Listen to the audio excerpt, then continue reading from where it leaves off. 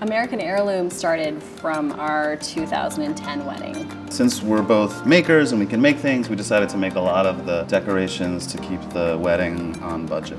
Legend has it that the morning of our wedding, I was in the shop making these state cheese boards for the reception.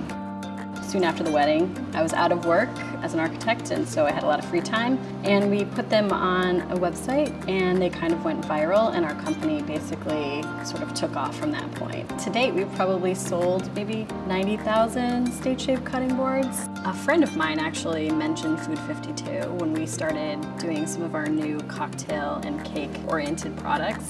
So I just randomly sent in some samples of some of our muddles. They were picked up right away, and it was a really great partnership. We came into the office and we just wanted to show some of the team members at Food52 what we were making. We brought in these brass and copper cocktail stirrers, and immediately Food52 was really excited about them. They hadn't really seen product like that. We just started thinking about how we could work together, and they started talking about the Patron partnership.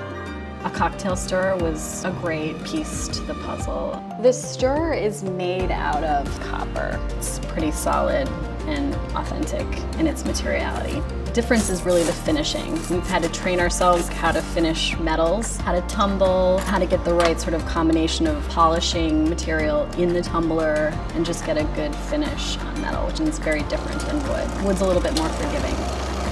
The shape is a bit of a honeycomb, so we thought that the matching between the logo and the shape would probably also give the user another way of putting two and two together.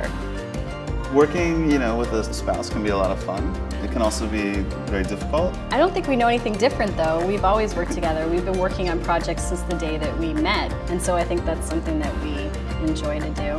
Make things and see them out in the world, and then actually when people are really excited about them, that's very gratifying for us.